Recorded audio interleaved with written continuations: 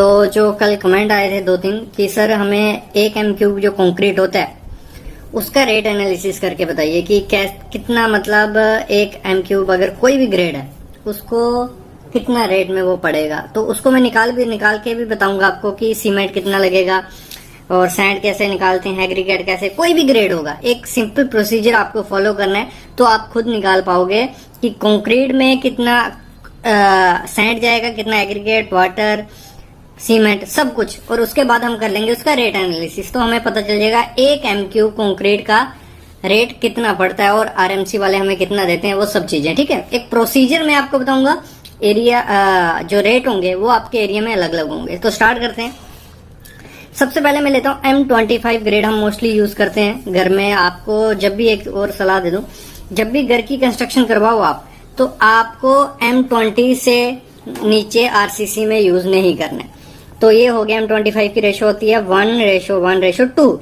1 हो गया हमारा सीमेंट, सैंड और एग्रीगेट। ठीक है, मतलब एक बैग अगर हम सीमेंट डालेंगे, फिर एक बैग हमें सैंड डालनी है और 2 बैग एग्रीगेट डालने, इसका ये मतलब होता है।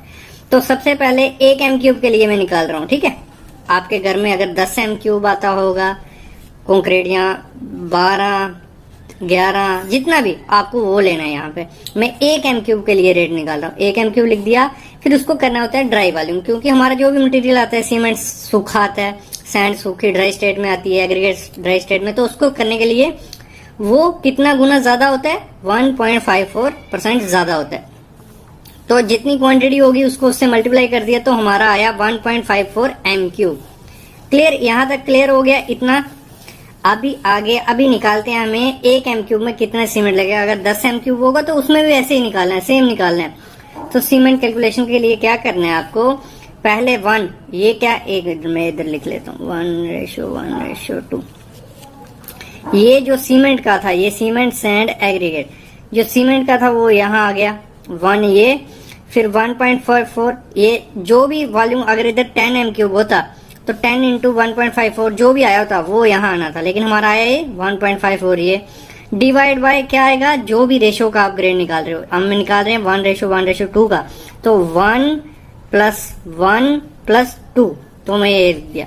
तो इसको ऐसे आ गया, ये आ गया, इसको हमने प्लस कर दिया, 4 आ गया, इसको डिवाइड किया इससे और मल्टीप्लाई कर दिया 1 से, तो हमारा आ गया 0.375। क्लियर, यहां तक क्लियर हो गया, कितना है 0.375। फिर जो 0.357 होगा उसको डेंसिटी, जो सीमेंट की डेंसिटी होती है उससे मल्टीप्लाई करना है। तो होता क्या है formula, weight equal to volume into density. ये याद रखना है, बहुत इंपॉर्टेंट फार्मूला, ये हर जगह काम आएगा। Weight equal to volume into density. हमें वेट निकालना है क्योंकि हमारा जो बैग आता है वो 50 किलो के वेट में आता है। तो 0.35 इंटू 1440 डेंसिटी, इसको किया तो हमारा आया 540 केजी। जब 540 केजी आ गया तो हमारा बैग मार्केट में कितने का आता है, 50 किलो का नॉर्मली स्टैंडर्ड साइज। तो इसको 540 को हमने 50 से डिवाइड कर दिया, तो आगे हमारा 11 बैग आएंगे, कुछ 10.9 या 11 बैग आएंगे। लेकिन एक बैग हमेशा आपको कम लेना है, जो इस प्रोसीजर से आप निकालोगे एक बैग कम लेना, याद रखना। तो 10 बैग हमारे आगे, कितने, M25 में हमें 10 बैग डालने। फिर अभी निकालनी है सैंड, तो सैंड का क्या है 1:1:2। ये सीमेंट हो गया, अभी बची सैंड, तो सैंड हमने ले ली 1। फिर हमारा वॉल्यूम जो भी आया होगा आपका निकाल के 1.54 डिवाइड बाय 117, सेम, वो आ गया हमारा 0.375। ठीक है, और 0.375। और मैं वो याद रखना, वेट निकालना है हमें भी, इसका weight equal to volume to density. कई जगह वॉल्यूम में आपको रेती मिलेगी, सैंड मिलेगी, कई जगह टन में, तो टन में मैं निकालूंगा। तो 0.375 वॉल्यूम आ गया। डेंसिटी क्या होती है सैंड की, डेंसिटी होती है 1600 से 1800 तक, हर एरिया की अलग। तभी मैं बोल रहा था अलग अलग सिस्टम होता है, तो आप ये फॉलो कर सकते हो। लेकिन तो 1740 हमने डेंसिटी ली, तो हमारा आ गया 650 केजी या 0.650 मीट्रिक टन। टन लिख दो सीधा। क्लियर, इधर तक क्लियर हो गया। फिर एग्रीगेट निकालना है हमें। एग्रीगेट का रेशो क्या, 1:1:2।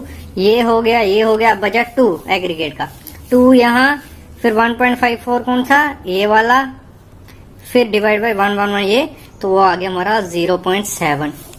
ठीक है, 0.7 एम क्यूब आ गया। फिर हमें क्या करना होता है, वेट इक्वल टू वेट निकालना है, इसका वॉल्यूम इंटू डेंसिटी। वॉल्यूम हमारा आ गया ये, इसकी डेंसिटी कितनी होती है, इसकी डेंसिटी होती है 1480 से 2100 तक। तो हमारी जो डेंसिटी है यहाँ 1550। आप अपनी डेंसिटी चेक कर सकते हो, गूगल में मिल जाएगी या आपको CPW के नॉर्म्स में मिल जाएगी, काफी जगह आपको मिल जाएगी, डेंसिटी की कोई इशू नहीं होता है। तो हो गया 1.2 मीट्रिक टन हो गया, या 1200 kg हमारा आ गया। क्लियर। फिर वाटर निकालने के लिए आपको क्या करना है, जो भी आपका सीमेंट आया होगा, जितना भी ये आया 540 हमारा सीमेंट आया था, कितना 540 kg, उसको 0.55 से मल्टीप्लाई कर देना है आपने। ठीक है, कितना 0.55 से, ये क्या है, ये है रेशियो वाटर की 0.55%, तो वो आ गया 297 लीटर हमें पानी लगेगा इसमें M25 में। ये प्रोसीजर आपको पता चल गया, इस पे वीडियोस थी पहले भी 3-4, ये प्रोसीजर पता चल गया। सीमेंट सैंड कैलकुलेशन कैसे करनी है, कोई भी ग्रेड होगा, मैं M25 लिया, आप M15 के लिए निकाल सकते हो, M20 के लिए, M30 के लिए, ठीक है, इस प्रोसीजर से। अभी मेन जो चीज थी, मुझे बोला था रेट एनालिसिस के लिए, वो मेन चीज करनी है मैंने। तो कॉस्ट इसकी हम निकालेंगे, एक M³ M25 का रेट कितना हो सकता है। तो हमारे 10 बैग सीमेंट आए थे, कितने आए थे मैं दिखा देता हूँ, सॉरी, ये आए थे हमारे 10 बैग सीमेंट। तो 10 गुड़ा 340 मैंने लिया कि एक नॉर्मल जो बैग यहाँ यूज करते हैं, कोई सी कंपनी का आप ले लो, जहां आपको सीमेंट का रेट आपने पता कर लेना है, बाहर क्या है, ACC है, अंबुजा जो भी है। 340 तो मेरा आ गया 34